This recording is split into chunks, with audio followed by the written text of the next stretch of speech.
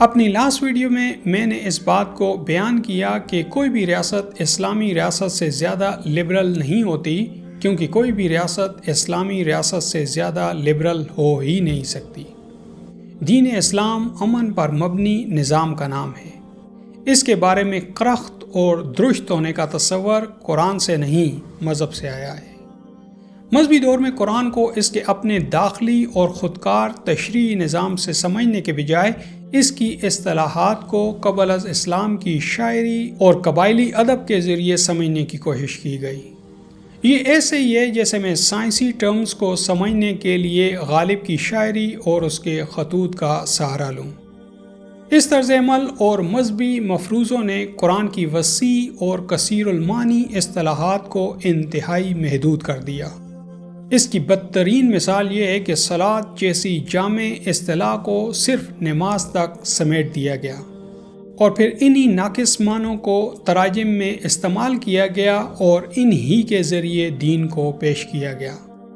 صلاۃ کو جب روایتی معنوں کی دھند ہٹا کر قرآن سے دیکھا جائے تو سورہ توبہ میں بیان جنگی قوانین وقت کی قید سے آزاد ہو کر ایک اسلامی ریاست کے ابدی اور شاندار قوانین کے طور پر سامنے آتے ہیں، اور اسی کو جب صلاۃ کے مذہبی معنوں کے ساتھ دیکھا جائے تو اسلام جدید دنیا سے ناآشنا تاریک زمانوں میں بستے لوگوں کی تیار کردہ چیز کے طور پر ایسے سامنے آتا ہے کہ باہر ملکوں میں بستے خود مذہب کے معتدل اسکالرز بھی اسلام کی اس تشریح سے بھاگتے اور ان روایات سے دامن چھڑاتے نظر آتے ہیں۔ اب آئیے اسی پارٹ کو روایتی ترجمے کے ساتھ دیکھتے ہیں۔ اور اگر وہ نماز قائم کریں اور زکوٰۃ دیں تو ان کا راستہ چھوڑ دو۔ اس پارٹ کے اس روایتی ترجمے میں ایک نہیں کئی نقائص موجود ہیں۔ اس کا یہ ترجمہ کسی طور پر بھی قرآن کے پیش کردہ نظم زندگی سے لگا نہیں کھاتا۔ اس کا یہ ترجمہ مذہبی روایات کا پرچا کر اور قرآن میں انسٹال اپنے تشریعی نظام سے قطعی ناواقف شخص ہی کر سکتا ہے۔ یہ ترجمہ کلیئر کٹ میسج دیتا ہے کہ اگر وہ یعنی مشرکین اپنے زندگی کی خیر چاہتے ہیں تو اب انہیں اسلام قبول کرنا ہوگا۔ یہ چیز سلامتی پر مبنی نظام کے بنیادی اصول لا اکراہ فی الدین یعنی اس دین کو اپنانے کے معاملے میں کوئی سختی نہیں ہے کہ سراسر خلاف ہے۔ یہ ایک انسان کو دی جانے والی اس شخصی آزادی کے خلاف ہے جس میں اسے اپنی مرضی کے استعمال کا حق دیا گیا ہے۔ ایک ریاست ایک انسان سے اس کی آزادی کا یہ حق کیسے چھین سکتی ہے؟ اگر آپ نے اس کی آزادی چھین لی تو اب وہ کھلی منافقت میں زندگی گزارے گا، یعنی جس چیز پر وہ اندر سے راضی نہیں باہر سے وہ اسے ہی قبول کر رہا ہوگا۔ تو پھر اللہ کو انسان کو پیدا کرنے اور اسے مرضی کی آزادی دینے کا اعلان کرنے کے تکلف کی کیا ضرورت تھی؟ اس کا مطلب ہے کہ طاقت آ جائے تو مخالف پارٹی کے انسانی اور ریاستی حقوق ساقط ہو جاتے ہیں یا ضبط کیے جا سکتے ہیں۔ یہ ترجمہ طاقت کے اس اصول کی کھلم کھلا دلیل ہے۔ تو دنیا کے بعض ملکوں میں جب لشکر کشی کی صورت میں مسلمانوں کو مار دیا گیا یا انہیں عقیدے کی جبری تبدیلی پر مجبور کیا گیا، وہ بھی غلط نہیں تھا۔ اس ترجمے کی روح سے اسلام میں یہی کچھ نبی کی موجودگی میں سب پریکٹس کیا گیا، کیونکہ قرآن میں لکھا آیت کا ترجمہ اس کا واضح ثبوت ہے۔ پچھلی آیات ایک گروہ کے ایکشنز کو بیان کرتی ہیں، جیسے معاہدے کی خلاف ورزی، اس کی تحلیلگی، جہریت، دشمنی، اخراج اور جنگ، یعنی زیر بیس مسئلہ ان کے طرز عمل کا تھا۔ تو پھر روایتی ترجمہ اچانک عقیدے کی تبدیلی کو بطور حل کیسے پیش کر دیتا ہے؟ اگر ان سے کہا جائے کہ اگر یہی کام انگلینڈ یا امریکہ یا کوئی بھی اور ملک وہاں پر بستے مومنین کے ساتھ کرنا شروع کر دے تو وہ بھی تو ٹھیک ہی ہوگا، یا کسی کو بھی جرم کی سزا دینے کے بجائے اس ملک کا قانون تجویز کر دے کہ اگر تم عقیدہ تبدیل کر کے یہ کرنے لگو تو بات ختم۔ ایک ریاست کی طرف سے اس طرح کے طرز عمل کو آج بھی کوئی بھی ریاست ایک ذمہ دارانہ عمل کہہ سکتی ہے؟ اندھی تقلید اپنی جگہ، مگر جو لوگ اپنے رب کی آیات پر اندھے اور بہرے ہو کر نہیں گرتے ہیں، وہ دیکھ سکتے ہیں کہ ان میں سے ایک ایک نقطہ اسلام کو ایک جابرانہ نظام کے طور پر پیش کر رہا ہے، جہاں ایک دوسرا عقیدہ رکھنے والے کے لیے اسلامی ریاست میں اپنے عقیدے کے مطابق جینے کی کوئی آزادی نہیں ہے۔ اور یہ اس خدا کی کتاب کہہ رہی ہے جو اپنے آپ کو علیم حکیم کہتا ہے۔ تو پھر اس سے تو مغرب کی ریاستیں زیادہ وسیع القلب ہیں، جو ایک آدمی کو اپنی زندگی پوری طرح سے جینے کا اختیار دیتی ہیں، بس شرط یہ ہے کہ اس ریاست کے قوانین کے تحت رہے اور ٹیکس پے کرے۔ ریاست اور قانون کے معاملات سے ڈیل کرتے کسی بھی ماہر کے آگے جا کر یہ ترجمہ رکھ دیں، وہ اسے دور جاہلیت کی کسی جابرانہ ریاست کا ایک قانون ڈکلیئر کر دے گا۔ لیکن حقیقت یہ ہے کہ یہ قرآن کی نہیں، مذہب کی زبان ہے جو ترجمے کی صورت میں بول رہی ہے۔ دنیا کی کوئی بھی ریاست اصولی طور پر اسلامی ریاست سے زیادہ لبرل ہو ہی نہیں سکتی۔ اب آیت میں مذہبی معنی کو نکال کر قرآن کے اپنے وضاحتی نظام سے پیش کردہ صلاۃ کا مفہوم پٹ کرتے ہیں۔ اس سے پہلے آپ اس منظر کو ہلکا سا سمجھ لیں۔ سورہ توبہ میں جنگ کا اعلان عرب کے تمام مشرکین کے خلاف نہیں، بلکہ صرف ان مخصوص قبائل کے خلاف ہے جنہوں نے خود معاہدے کی خلاف ورزی کی تھی۔ اسلام اصولوں اور قانون کی بالادستی پر قائم نظام ہے، جہاں معاہدہ مطلب معاہدہ ہے۔ اللہ قوانین پر کوئی سمجھوتا نہیں کرتا، اس معاملے میں کسی سے کوئی روح رعایت نہیں، چاہے وہ انبیاء ہی کیوں نہ ہوں۔ دنیا کی تمام ترقی یافتہ اقوام کو دیکھ لیں، قوانین کی پابندی کی قدر آپ کو ان میں مشترک نظر آئے گی، جبکہ پسماندہ اقوام آپ کو قانون کو اپنے لیے رکاوٹ خیال کرتی اور اس کو پامال کرتی نظر آئیں گی۔ یہ جنگ طاقت کے نشے میں کی جانے والی بے اصول جنگ نہیں، جو غیر مسلم اپنے وعدے پر قائم رہے یا جنہوں نے دشمن کی مدد نہیں کی، ان کے ساتھ معاہدہ پورا کرنے کا حکم دیا گیا ہے، کیونکہ اللہ قوانین کا پاس رکھنے والوں کو پسند کرتا ہے۔ دشمن قبائل کو پہلی نرمی کے طور پر 4 ماہ کا الٹیمیٹم دیا جاتا ہے کہ اگر وہ اپنی روش ٹھیک کر لیں تو ان کے لیے یہ بہتر ہوگا۔ ساتھ ہی انہیں انتباہ دی جاتی ہے کہ یہ الٹیمیٹم ختم ہونے کے بعد ان کے خلاف کارروائی کی جائے گی۔ جنگی کارروائی کے بعد دشمن قبائل کے لیے سیٹ کی جانے والی 3 شرائط اسلام کی طرف سے ان کے لیے دوسری نرمی ہے کہ اگر وہ ان پر بھی عمل کریں تو انہیں چھوڑ دیا جائے۔ انہوں نے اپنی روش نہ بدلی، مومنین نے لشکر کشی کر دی، طاقت ختم ہو گئی، منظرنامہ بدل گیا۔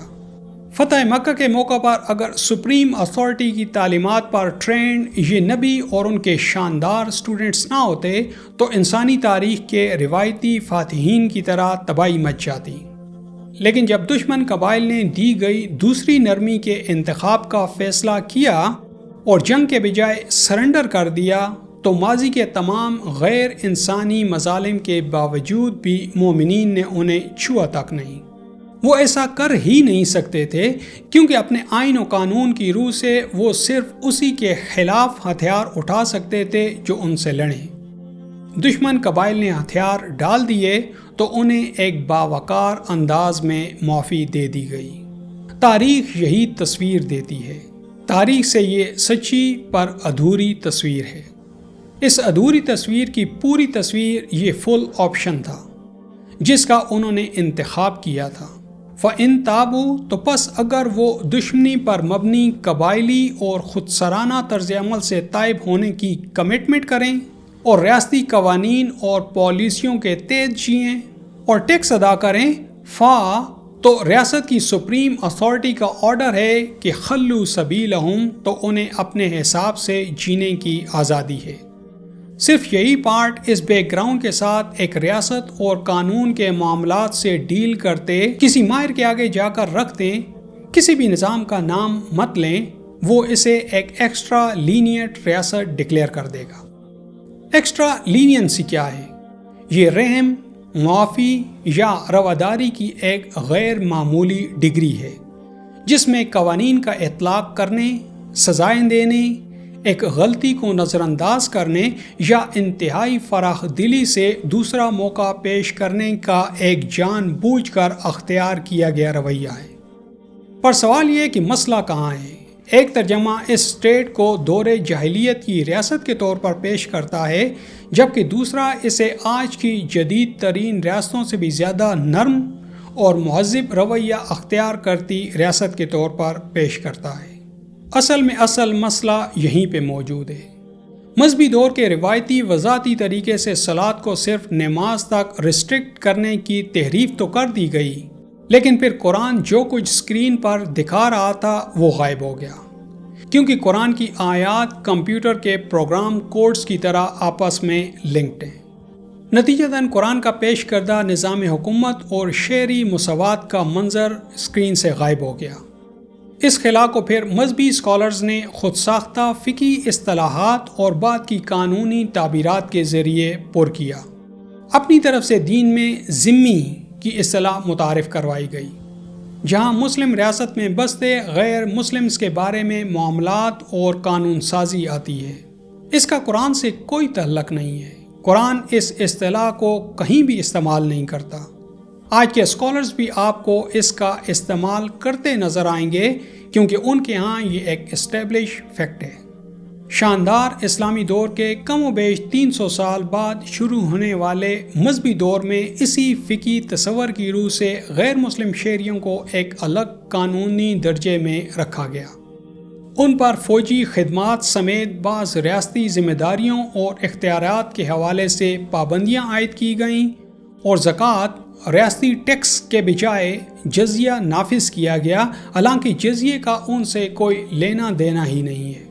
اس کے ساتھ ساتھ مختلف ادوار میں متعدد دیگر امتیازی پابندیاں بھی اسی تصور سے منسلک ہوتی چلی گئیں، جو ان ریاستوں میں بستے غیر مومنین شہریوں پر ٹوٹتی ہوں گی۔ لیجسلیشن یعنی قانون سازی تو صرف اللہ کے لیے ہے۔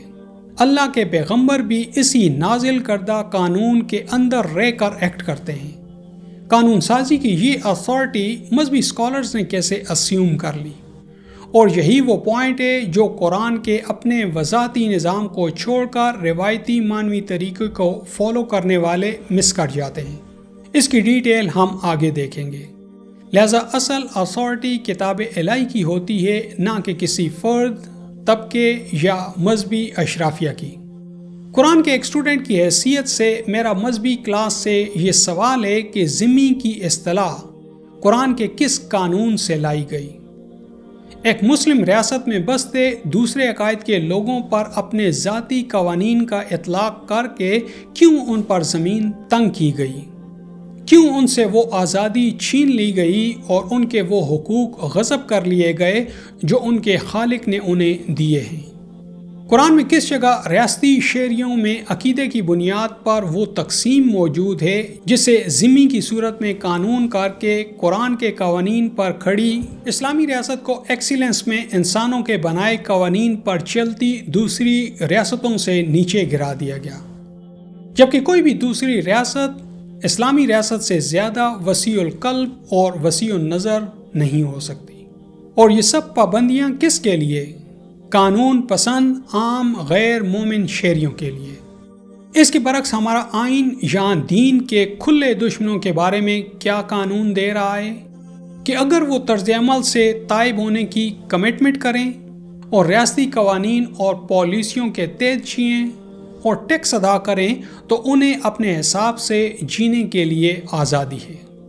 اور آیت 11 میں اس رول کو پھر ریپیٹ کیا جاتا ہے کہ اگر وہ اسٹیٹ کے لیگل فریم ورک کے احترام کے ساتھ رہیں اور ٹیکس پے کریں تو دین یعنی نظام میں وہ صرف نام کے برابر نہیں، اخوانکم تمہارے بھائی ہیں، یعنی ریاستی سطح پر ایگزیکٹلی ان کو وہ سب حقوق حاصل ہیں جو کہ ریاست کے سب شہریوں کے ہیں۔